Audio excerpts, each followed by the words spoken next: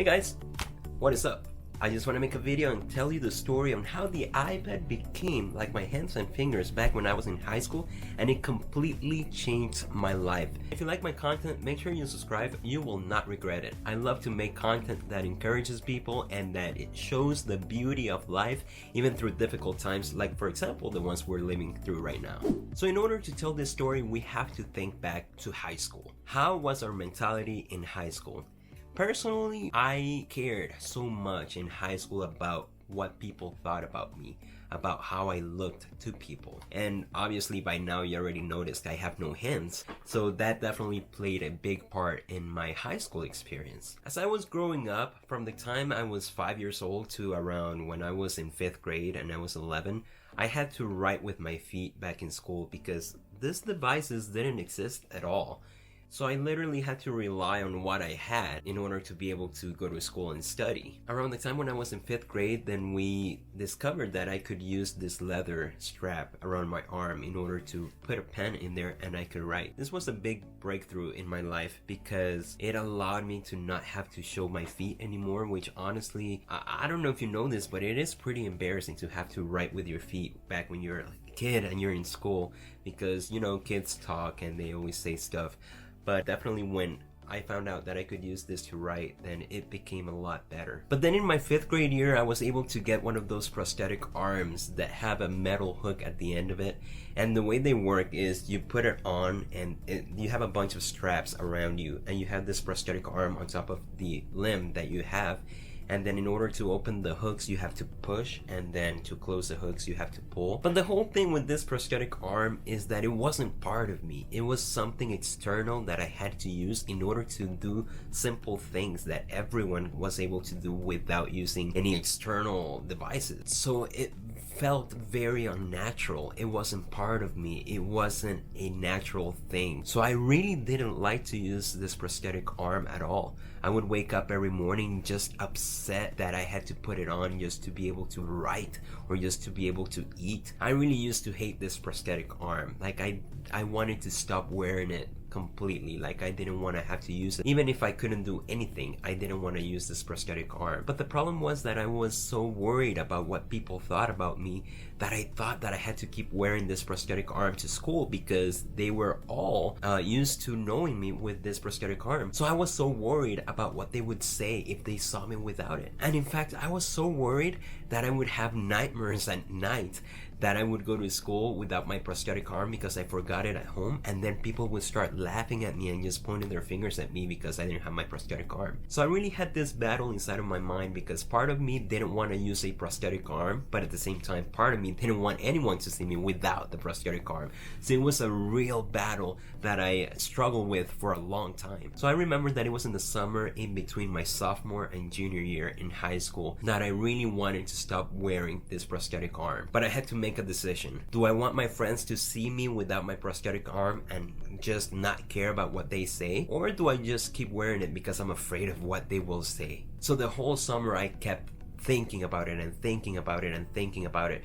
And the funny thing is that this is the summer right after when Apple announced the new iPad, the first generation iPad. But we think we've got something that is. And we'd like to show it to you today for the first time. And we call it the iPad. Let me show it to you now. This is what it looks like. I happen to have one. That's what it looks like. Very thin. It's just like this. And I remember when I first saw it, I was like, why in the world would anyone just want a big iPhone? Like, it doesn't make any sense. Then during the summer of that year, I remember that my dad asked me, hey, have you seen the new iPad? Don't you think that would help you to like do your classwork at school, to have an easier time writing at school? Maybe you wouldn't have to use prosthetic arm anymore. And I was like, why? That doesn't make sense. And then he said, yeah, because I saw this video where you'll be able to use your finger to like take notes with a certain app. And when he said that, I was like, oh, that's interesting. But either way, I told him, have you seen the price of it? It's $500. My dad told me, okay, but if it's gonna help you, then we'll do the effort to buy you one if you really need one. So I remember that I told him, no, it's okay, I don't need it. And then a couple of weeks passed by, and then it just so happened that the place where I was going to for therapies because of my prosthetic arm, they saw that the iPad would probably be able to help me with my schoolwork, and they actually gave me an iPad. They bought me an iPad to see if it would actually help me. So my parents didn't have to buy the iPad for me, but I actually was given the iPad. So I remember I got home and I looked at the box and I was like, how is this thing going to help me, you know? And we opened it with my parents, and then we installed a few apps, and truly that day was, I don't want to exaggerate, but it was kind of magical, because I was able to see how maybe in the future I was not gonna be like a slave to this prosthetic arm. So it kind of gave me hope, honestly. So after I realized that maybe this device could actually help me, then I had to make the decision, am I going to use this iPad instead of my prosthetic arm at school? But then that means that people will see me without my prosthetic arm. So the rest of the summer went by, and finally the first day of junior year came by. I woke up and my mom asked me, hey, so what are you gonna do? Are you gonna wear the prosthetic arm, or are you gonna go without it? So I remember I told her, you know what? I'm gonna go without it. I'm gonna go just to school without my prosthetic arm, and I'm gonna just take the iPad and see what people say. We got in the van with my mom, and like my hands were sweating. It's a joke, I have no hands.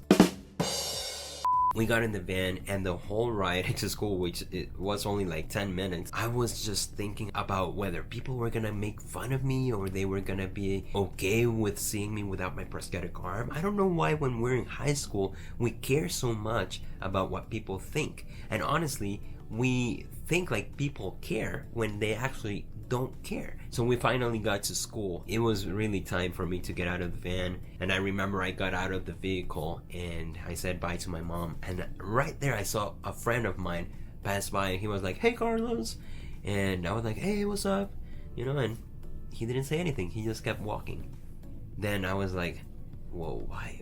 He didn't say anything about my prosthetic arm, my arm. And you have to realize that no one in school had seen my arm before. They've seen me with my prosthetic arm, but I was so afraid of them seeing my actual arm. I was so embarrassed by it. So then I went to my favorite teacher's room just to say hi to him, and I remember I opened the door and he was like, Carlos, how are you? How was your summer, buddy? And I walked in and I gave him a hug and everything, and not even a word about my hands. And as I think about it, throughout the whole day, just one student asked me about my hands, and he said, hey, what happened to your arm? And I was like, oh, I just left it at home, I didn't want to use it. And he was like, oh, okay, sure, that's cool, you know. And when I got home, I was so upset that no one cared about me not using my prosthetic arm. No one asked me, just one person. And I was like, no one cares? What the heck? No one cares about me? So it's when I realized that people actually don't care. Like, we put these mentalities in our mind for some reason when people actually don't care about how we look. So that whole day I was able to take notes on my iPad and just take picture. Oh, actually no, I didn't have a camera. So that whole day I was just able to take notes with my iPad and do audio recordings of the lectures of my professors.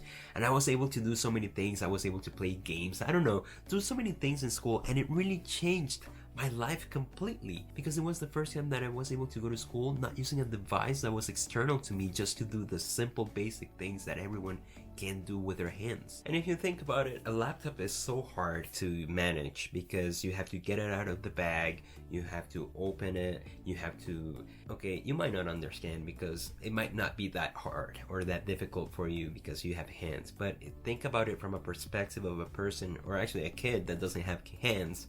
Then an iPad is definitely way easier to just manage. So from that day on, I have not used that prosthetic arm a single day in my life, and it has been the best decision I've ever made. It was definitely the hardest, but it's the best decision I've ever made, and it was all because of this piece of metal, this piece of glass, this piece of technology that Apple unveiled in 2010 called the iPad.